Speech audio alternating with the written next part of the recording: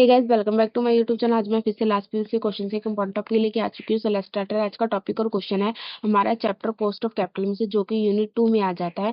Question देखते हैं question क्या पूछा गया है। क्वेश्चन हमें पूछा गया है कि retained earning is a free of cost source of capital, give your comment along complete justification. ये क्या वो पूछता है, ये पूछता है कि जो एक कंपनी है ना, वो अपना कैपिटल जो है अलग अलग सोर्सों से लेती है। ठीक है, तो अलग अलग सोर्सेस से कैपिटल राइज करने में उसको कुछ ना कुछ कॉस्ट तो पे करनी पड़ती है। वो बोलता है कि जब रिटेन अर्निंग से वो कैपिटल राइज करती है तो क्या वो फ्री ऑफ कॉस्ट है? जो भी आपका आंसर उसको जस्टिफाई करो। ठीक है, आंसर देखते हैं। आंसर में क्या लिखा हुआ है हमें।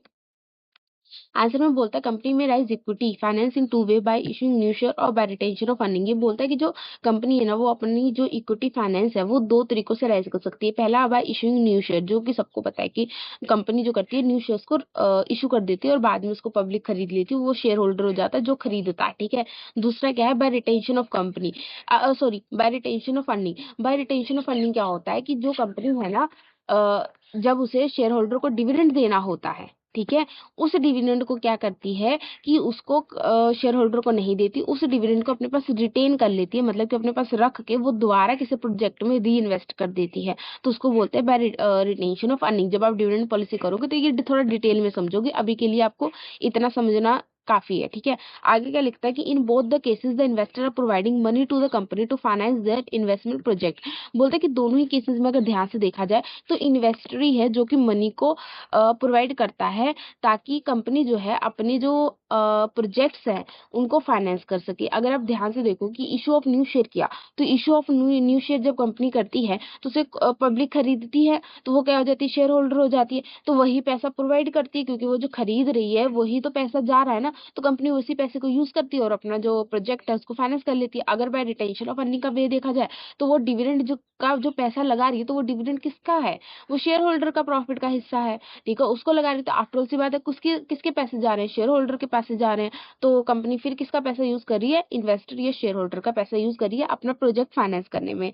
आगे क्या लिखा है, the company the profit retained by a company and used in expansion of business are known as retained earning. जो मैंने वैसे ही बोला था ऊपर, आपको जो छोटा सा समझाते हैं उन्होंने ऐसे ही छोटा सा लिख दिया कि भाई जो भी प्रॉफिट कंपनी की तरफ से रिटेन्ड किया जाता है, जो डिविडेंड होता है, उसको यहाँ पे उन्होंने प्रॉफिट का वर्ड यूज किया है, क्योंकि जो डिविडेंड है वो किसका प्रॉफिट है, वो शेयर होल्डर का प्रॉफिट है। इसलिए वहां पे लिखा है कि जो प्रॉफिट है वो रिटेन कर लेती, कंपनी उसको रिटेन कर लेती है और अपने एक्सपेंशन ऑफ बिजनेस में यूज करती है, या किसी इन्वेस्टमेंट प्रोजेक्ट में यूज करती है, या री इन्वेस्टमेंट करती है, उसको हम क्या बोल देते हैं, रिटेन्ड अर्निंग बोल देते हैं। ये क्या बोलता है, retained earning is also known as internal financing and ploughing back of profit.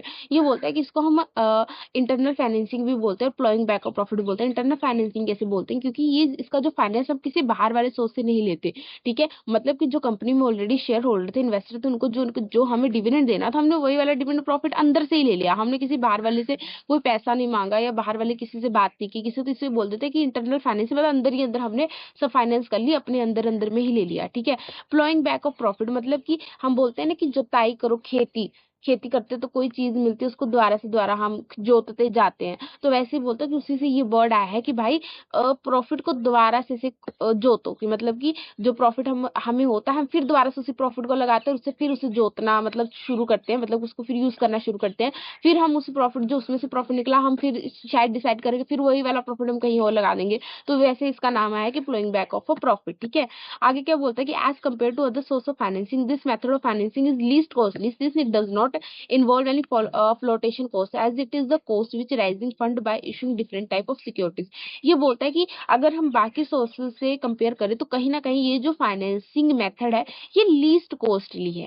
ठीक है, यहाँ पे अगर ध्यान से देखना तो यहाँ पे लिखा लीस्ट कॉस्टली, उन्होंने फ्री कॉस्ट नहीं लिखा। क्वेश्चन में उन्होंने क्या पूछा था कि फ्री कॉस्ट है, यहाँ पे क्या लिखा, लीस्ट कॉस्टली है अगर हम दूसरों से कंपेयर करें, बिकॉज इसमें फ्लोटेशन कॉस्ट नहीं होती है। ठीक है, आगे क्या बोलता है, आगे बोलता है are retained earning free of cost. अब आ गया मेन क्वेश्चन, ये बोलता है कि a firm is not required to pay a return on retained earning so it seems that retained earning have no cost. ये बोलता है कि जब दूसरे जैसे कि हम जब इक्विटी शेयर से अपना फाइनेंस करते हैं, या हम डिवेंचर से करते हैं, डेट से करते हैं, तो हमें कुछ ना कुछ पे करना पड़ता है। ठीक है, जैसे कि हम अगर डेट से करते हैं, डिवेंचर से करते हैं, तो हमें डिविडेंड देना पड़ता है, ठीक है।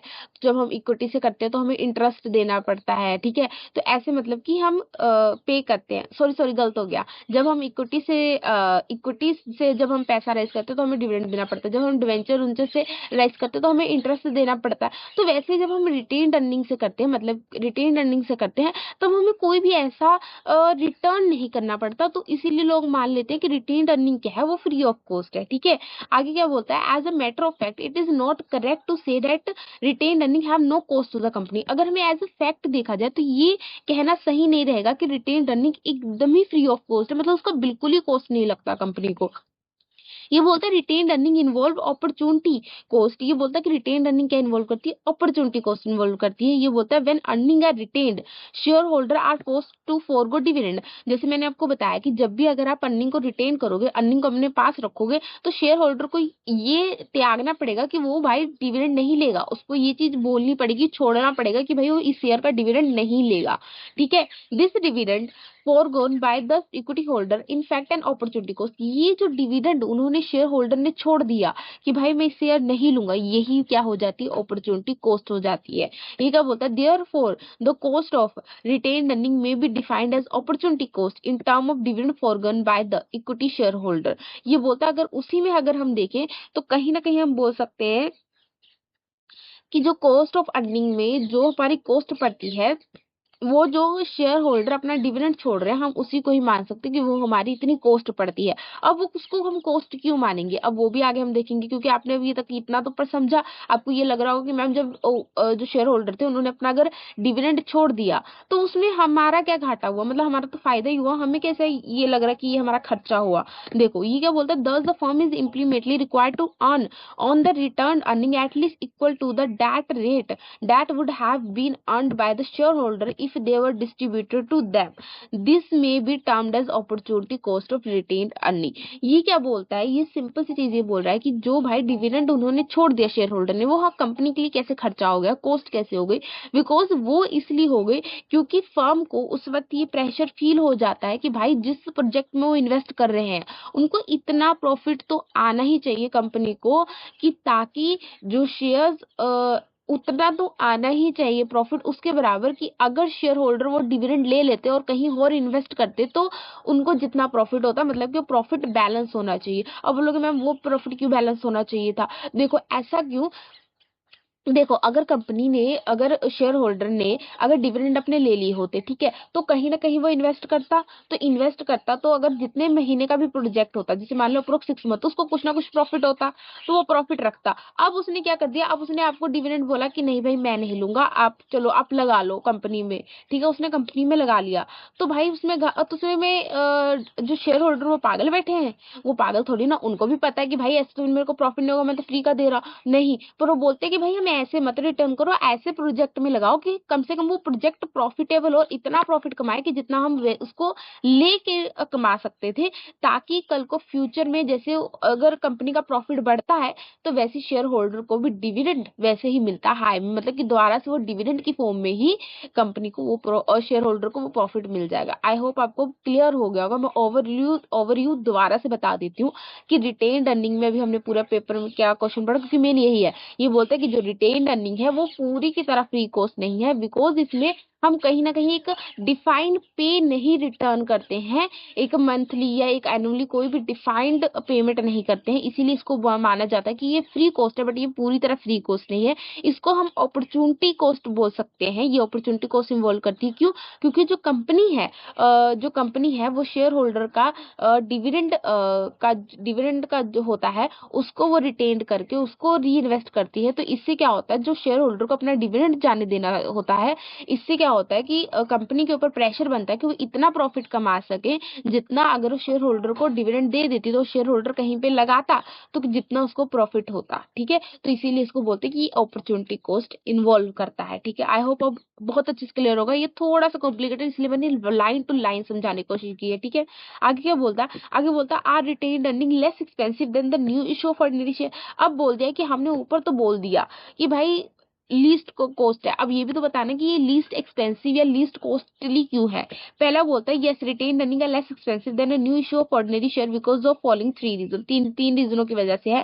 पहला क्या बोलता है, पहला बोलता है फ्लोटेशन कॉस्ट, ये बोलता है cost of earning retain earning is always lower than the cost of new issue equity share because the new issue will involve many other costs like flotation cost and cost of right associated with shares.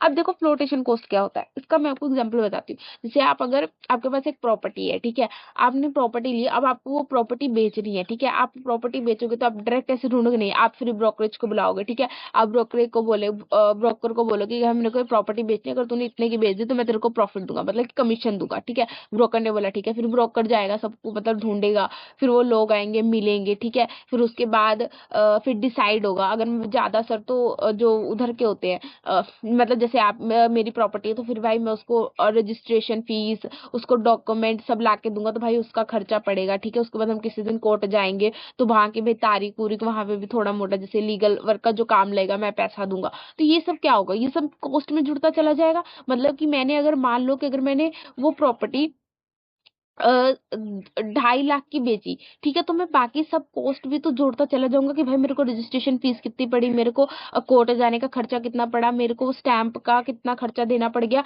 और वो सब काट के मेरे को कितना profit बढ़ा। हम उसको एज अ कॉस्ट ही ट्रीट करते हैं। तो वही बोलता है कि जब हम कोई भी शेयर इशू करते हैं वैसे ही कंपनी को भी कुछ फ्लोटेशन कॉस्ट पे करने पड़ते हैं। जब कंपनी कोई इशू शेयर करती है तो उसको भाई कमीशन देना पड़ता है, अंडर राइटिंग हो सकता है, ठीक है, कोई भी राइट क्या कहते हैं उसको, राइट एसोसिएटेड विद शेयर, मतलब कुछ ऐसे लीगल्स होते हैं जो उसको लेते हैं, तो उससे क्या होता है फ्लोटेशन कॉस्ट बढ़ जाती है। मतलब जो इक्विटी शेयर अगर मान लो कि 5 रुपए का, तो वो कॉस्ट जुड़ते जुड़ते वो 10 रुपए का इशू करना पड़ता है, ठीक है, उससे मतलब कॉस्ट बढ़ जाती है। लेकिन जब हम रिटेन्ड अर्निंग यूज करते हैं तो भाई हम कोई भी न्यू इशू शेयर नहीं करते, जो पहले का डिविडेंड था उसको उसी को हम री इन्वेस्ट कर देते हैं। तो इससे क्या होता है कि ये सारे कॉस्ट कट जाते हैं, तो ये हमें नहीं देने पड़ते हैं।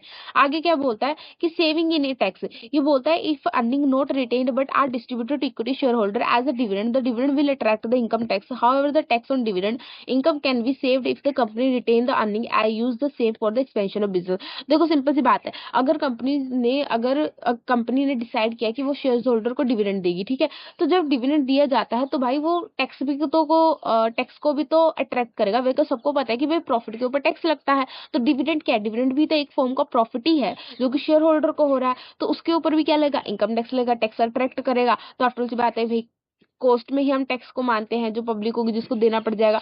वहीं पे बोलता है कि अगर हम रिटेन कर लेते हैं अर्निंग को, मतलब कि डिविडेंड को नहीं देते, तो जब हमने डिविडेंड दिया ही नहीं और शेयर होल्डर को प्रॉफिट हुआ ही नहीं तो टैक्स कैसा देना पड़ जाएगा, तो टैक्स भी नहीं देना पड़ेगा। इससे भी क्या होगा, जो कॉस्ट होगी वो कम हो जाएगी, ठीक है।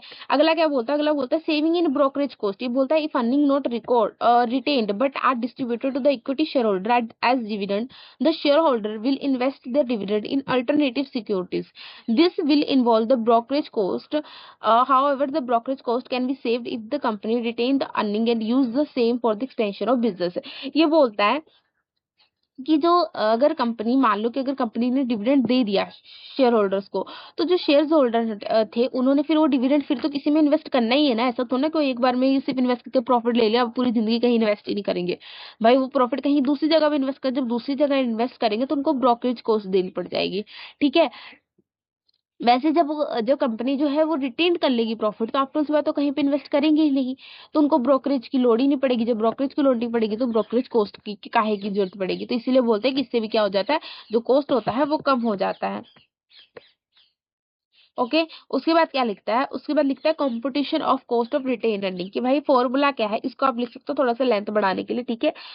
ये बोलता है कंपटीशन ऑफ कॉस्ट अर्निंग का फॉर्मूला क्या है। देखो के हमेशा किसको डिनोट करता है, के हमेशा किसको रिटेन करेगा, कॉस्ट ऑफ कैपिटल को, मतलब कि कॉस्ट ऑफ कैपिटल को हमेशा के डिनोट करेगा। और जो ये नीचे छोटा सा लिखा रहेगा ना जैसे आर ई, इससे पता लगेगा कि वो कॉस्ट किसकी है। अगर यहाँ पे लिखा रहता पी तो पता लगता है कि ये कॉस्ट ऑफ किसकी है, प्रेफरेंस शेयर्स की है। अगर इसके नीचे लिखा रहता डी तो पता लगता है कि ये भाई डेट की है। तो वैसे ही यहाँ पे क्या लिखा है, यहाँ पे लिखा आर, मतलब कि आर से क्या आता है, रिटेन्ड अर्निंग, कि भाई ये किसकी हम निकाल रहे हैं, हम निकाल रहे हैं कॉस्ट ऑफ रिटेन्ड अर्निंग। ये देखो नीचे लिखा ना कॉस्ट ऑफ रिटेन्ड अर्निंग, ठीक है।